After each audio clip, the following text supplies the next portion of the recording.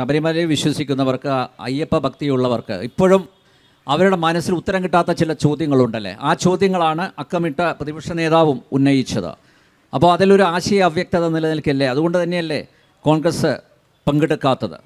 തീർച്ചയായും അതുകൊണ്ട് തന്നെയാണ് നമ്മൾ ആലോചിക്കേണ്ടത്. ശബരിമല എന്നുള്ളത് ഹൈന്ദവ ആരാധനാ കേന്ദ്രം എന്നുള്ളതിനുപരിയായി ശബരിമലയിലെ ഒരു വലിയ വിശ്വാസത്തിൻ്റെയും അതോടൊപ്പം തന്നെ സാഹോദര്യത്തിൻ്റെയും സമത്വത്തിൻ്റെയും മതേതരത്വത്തിൻ്റെയും ഒക്കെ ഏറ്റവും വലിയ ഒരു ക്ഷേത്രമാണ് ശബരിമല എന്ന് പറയുന്നത്. ആ മതേതര അല്ലെങ്കിൽ വിശ്വാസ കേന്ദ്രത്തെ തകർക്കാൻ വേണ്ടിയുള്ളൊരു വലിയ ബോധപൂർവമായ ശ്രമം നമ്മുടെ ഈ ഗവൺമെൻറ് വന്നതിന് ശേഷം നടന്നിരുന്നു എന്നുള്ള യാഥാർത്ഥ്യത്തെ നമുക്ക് മറച്ചു വെച്ച് മുന്നോട്ട് പോകാൻ കഴിയില്ല. ഇപ്പോൾ ഇവിടെ നവോത്ഥാനമൊക്കെ ഉണ്ടാകുന്നതിന് മുമ്പ്, നൂറ്റാണ്ടുകൾക്ക് മുമ്പ് തന്നെ ശബരിമലയിൽ അവിടെയുള്ള ആരാധന എന്ന് പറയുന്നത് എല്ലാ മതവിഭാഗങ്ങളെയും ഒരുമിച്ച്, ക്ഷേത്രപ്രവേശന വിളംബരം വരുന്നതിന് മുമ്പ് എല്ലാ മതവിഭാഗങ്ങൾക്കും അല്ലെങ്കിൽ ജാതിയുടെയും മതത്തിൻ്റെയും വേർതിരിവുകളില്ലാതെ അവർണ്ണനെന്നോ സവർണ്ണനോ ഉള്ള ആ വ്യത്യാസങ്ങളില്ലാതെ എല്ലാ ആളുകൾക്കും പ്രവേശനമുണ്ടായിരുന്ന, പ്രത്യേകിച്ച് പിന്നോക്ക ദളിത് വിഭാഗങ്ങൾക്ക് പൂജയ്ക്കുള്ള സ്വാതന്ത്ര്യം പോലും ഉണ്ടായിരുന്ന ഒരു ക്ഷേത്രമാണ് ശബരിമല എന്ന് പറയുന്നത്. ആ ശബരിമലയിൽ എന്തിനു വേണ്ടിയാണ് ഈ ഗവൺമെൻറ് വന്നതിന് ശേഷം അവിടെ ഒരിക്കലും സംഭവിക്കാൻ പാടില്ലാത്ത പ്രശ്നങ്ങൾ ഉണ്ടാക്കുകയും ശബരിമലയുടെ ഒരു വിശ്വാസത്തെ കളങ്കപ്പെടുത്താനുള്ള ശ്രമം നടത്തുകയും ആ ഒരു ആരാധനാലയത്തെ ഒരു കലാപഭൂമിയാക്കി മാറ്റുകയും ചെയ്തത്? അത് സുപ്രീം കോടതി വിധിയുടെ അടിസ്ഥാനത്തിലാണ്.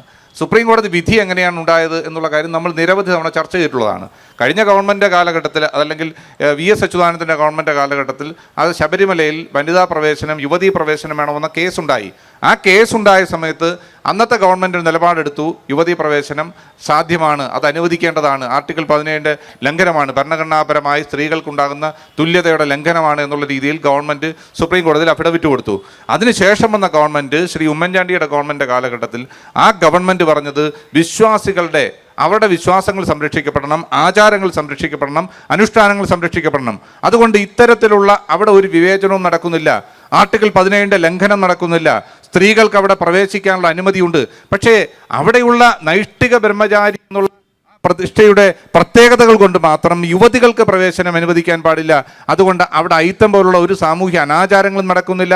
ആ ക്ഷേത്രങ്ങൾ നൂറ്റാണ്ടുകളായി തുടർന്നു വരുന്ന ആചാരങ്ങൾ അതേപടി തുടരണം എന്നുള്ള രീതിയിലേക്കാണ് അന്ന് UDF ഗവൺമെൻറ് കാലഘട്ടത്തിൽ, ഉമ്മൻചാണ്ടിയുടെ ഗവൺമെൻറ് കാലഘട്ടത്തിൽ സുപ്രീം കോടതിയിൽ അഫിഡവിറ്റ് കൊടുത്തത്.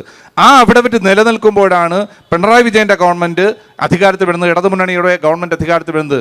അന്നത്തെ ഗവൺമെൻറ് സുപ്രീം കോടതിയിൽ കഴിഞ്ഞ ഗവൺമെൻറ് കൊടുത്ത അഫിഡവിറ്റ് പിൻവലിച്ചുകൊണ്ട് അവിടെ ശബരിമലയിൽ വലിയ രീതിയിലുള്ള ഡിസ്ക്രിമിനേഷൻ നടക്കുന്നു, സ്ത്രീകളോടുള്ള വിവേചനം നടക്കുന്നു, അത് അനുവദിക്കാൻ പാടില്ല, അത് ഭരണഘടനയുടെ ലംഘനമാണ്. അതുകൊണ്ട് അവിടെ യുവതീ പ്രവേശനം അനുവദിക്കണമെന്ന് ആവശ്യപ്പെട്ടുകൊണ്ട് സുപ്രീം കോടതിയിൽ അഫിഡവിറ്റ് കൊടുത്തതിൻ്റെ ഫലമായിട്ടാണ് സുപ്രീം കോടതിയിൽ നിന്ന് യുവതീ പ്രവേശനത്തിനുള്ള വിധി ചോദിച്ചു വാങ്ങിയതാണ് ഈ ഗവൺമെൻറ്. അതിൻ്റെ ഫലമായി അന്ന് സുപ്രീം കോടതി വിധി വന്ന ഉടനെ തന്നെ ആ വിധി നടപ്പാക്കാൻ വേണ്ടി ഒരു ഗവൺമെൻറ് ചാടി പുറപ്പെടുകയാണ്. അവിടെ പോലീസിനെ ഉപയോഗിച്ചുകൊണ്ട്, എല്ലാ ഫോഴ്സിനെയും ഉപയോഗിച്ചുകൊണ്ട്, ഗവൺമെൻറ് മിഷണറി ഉപയോഗിച്ചുകൊണ്ട് യുവതികളെ മനഃപൂർവ്വമായി പ്രവേശിപ്പിക്കാൻ വേണ്ടി പോലീസ് വേഷം അണിയിച്ചുകൊണ്ട് പോലും അവിടെ ഒളിച്ചു കടത്താനുള്ള വലിയ ശ്രമം നടന്നു. ഇതൊക്കെ നമ്മൾ നിരവധി തവണയായി ചർച്ച ചെയ്ത്. അങ്ങനെ ശബരിമല ഒരു കലാപഭൂമിയാക്കി മാറ്റി, കേരളത്തെ ഒരു കലാപഭൂമിയാക്കി മാറ്റി. ഭക്തരുടെ വികാരങ്ങൾ വ്രണപ്പെട്ടുകൊണ്ടുന്ന സന്ദർഭമുണ്ടായി. കേരളത്തിലെമ്പാടും നാമജപ ഘോഷയാത്രകൾ നടന്നു. ഭക്തരുടെ വികാരം പ്രകടിപ്പിക്കാൻ വേണ്ടി ഭക്തരുടെ സംഗമങ്ങൾ നടന്നു. എന്തിനു വേണ്ടിയായിരുന്നു? ആചാരങ്ങൾ സംരക്ഷിക്കാൻ, അനുഷ്ഠാനങ്ങൾ സംരക്ഷിക്കാൻ, വിശ്വാസത്തിലുള്ള ആ ദൃഢത ഉറപ്പിക്കാൻ വേണ്ടി ഭക്തർ രംഗത്തിറങ്ങേണ്ട ഒരു സ്ഥിതിവിശേഷം കേരളത്തിലുണ്ടായി. ഒടുവിൽ എന്തായി? ഒരു ഗവൺമെൻറ്റിന് അവർ എടുത്ത നിലപാടുകൾ, അതിൻ്റെ ഫലമായിട്ടാണ് ഗവൺമെൻറ് എന്തൊക്കെയാണ് നടത്തിയത്? നവോത്ഥാന മതിൽ നടത്തി, നവോത്ഥാന സംഗമം നടത്തി. ആരാ? പിണറായി വിജയൻ്റെ ഗവൺമെൻറ് ആണോ കേരളത്തിൽ നവോത്ഥാനം ഉണ്ടാക്കിയത്? നവോത്ഥാന നായരുടെ ചരിത്രം നമ്മൾ പരിശോധിച്ചിട്ടുള്ളതല്ലേ? കേരളത്തിലുണ്ടായിട്ടുള്ള ആചാരങ്ങളെ, അനാചാരങ്ങൾക്കെതിരായി കേരളത്തിൽ വലിയ മുന്നേറ്റമായിട്ടുള്ളത് നമ്മൾ പരിശോധിച്ചുള്ളതല്ലേ?